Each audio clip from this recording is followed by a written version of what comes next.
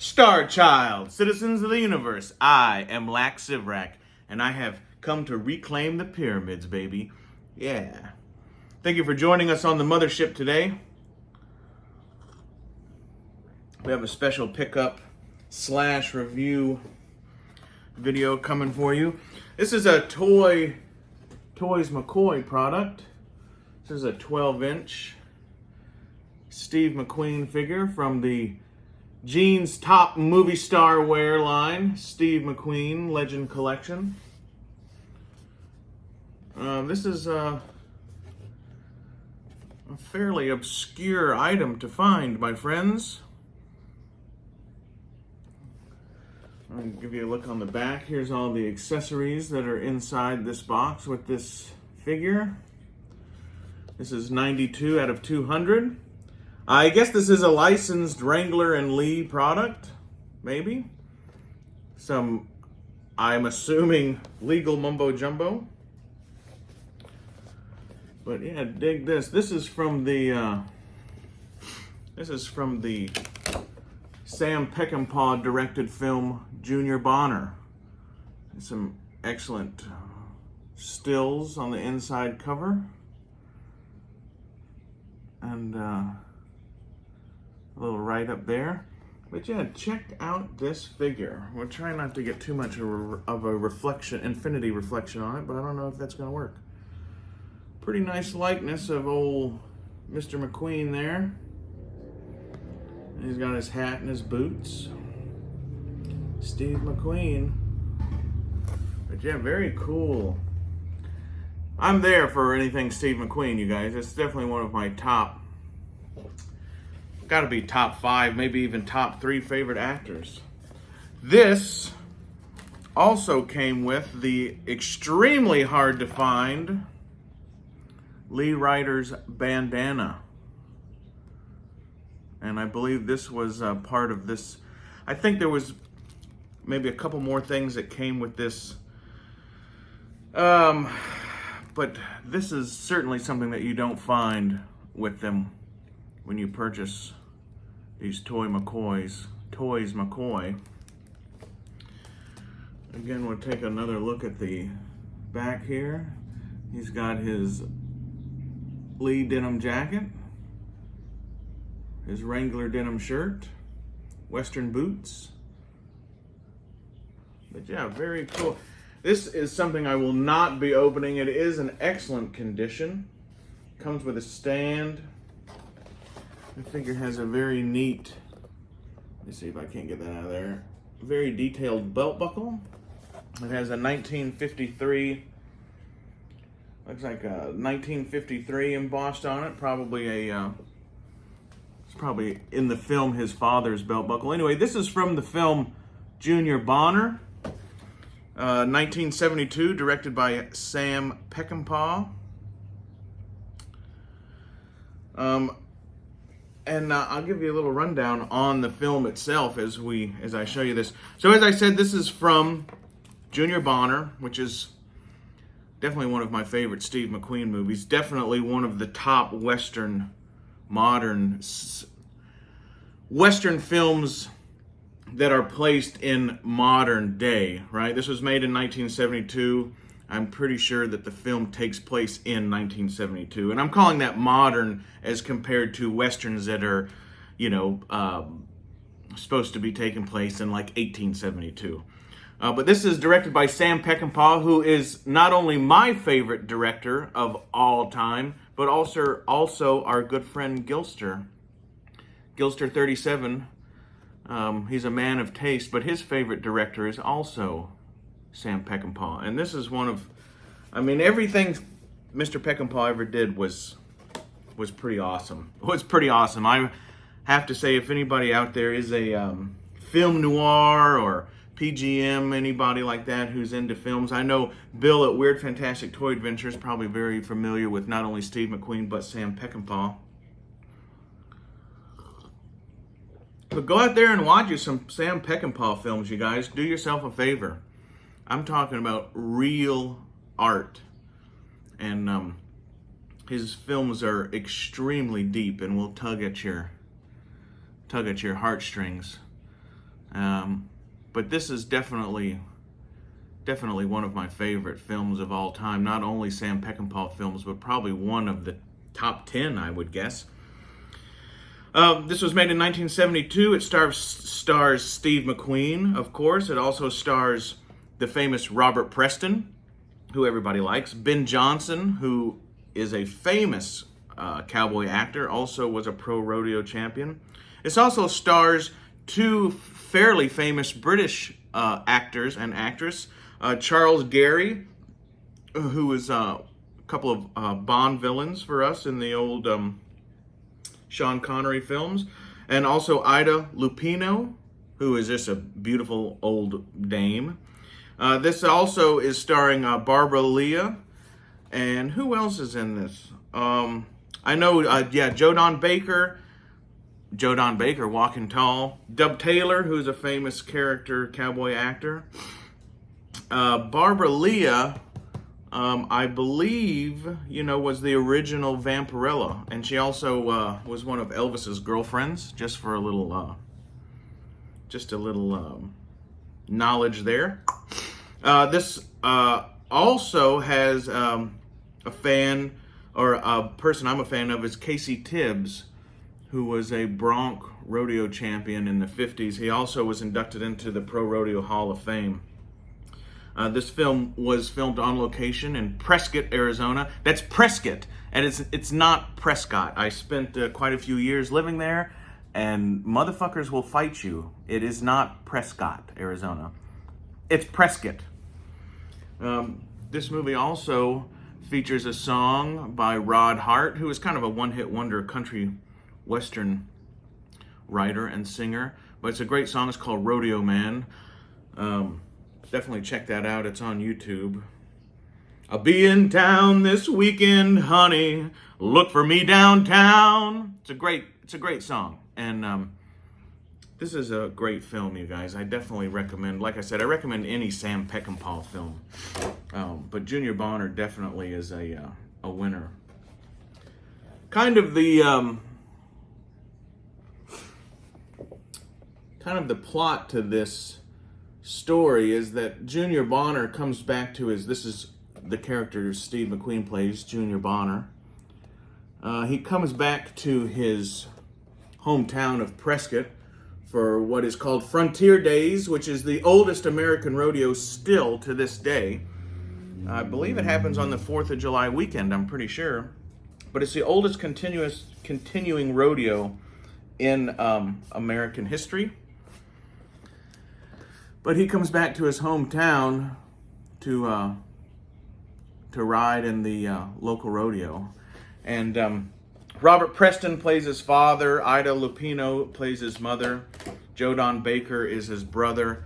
And he just comes back to his hometown to see how much change has taken place, And it's one of Sam Peckinpah's favorite kind of...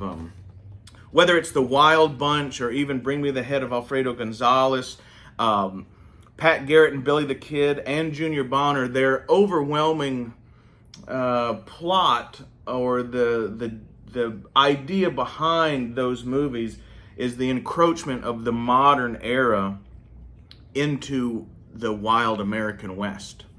And that's one of Sam Peckinpah's favorite subjects to kind of comment on. And you can see that certainly in Pat Garrett and Billy the Kid. That's an amazing film also. But that's the overwhelming idea of the portraying that he was trying to do in this film, Junior Bonner. I can't say enough good things about Sam Peckinpah films. But super cool 12-inch action figure with the soft goods. The glare, I'm sorry about the glare, you guys, but we'll try to, it's a pretty good likeness of Mr. McQueen there. But excellent. And again, some photos from the film itself there. Y'all can pause that and read it for yourself if you wish.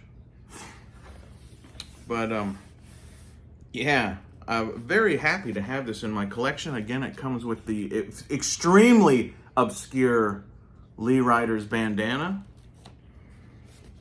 Toy McCoy. Toys McCoy product from 2003. 92 of 200.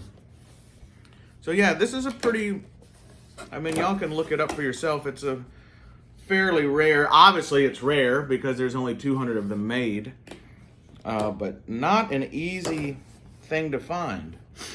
And certainly not easy to find at any sort of affordable price. But it's I'm looking at it here with no glare, and fuck, it's cool. It definitely is cool. There's a few other Steve McQueen dollies, as our friends across the pond would say, that I would like to procure. There is a Night of the Hunter, or no, it's not Night of the Hunter. I think it's called The Hunter. There's also, gosh, what was that other one? There's also a Josh Randall figure out there, 12-inch figure from Wanted Dead or Alive, which is the TV show that made Steve McQueen famous. Pretty much made him famous. And I believe there's also obviously a Great Escape figure available. I don't know if they're all Toys McCoy, but I'm still doing some research on them, but super hard to find. But very glad to have this in my collection. This will be kept in a secret place that will, not a secret place, but I will have to build a display for this. But anyway, yeah, I really appreciate you guys checking this out. Remember to like, share, and subscribe. And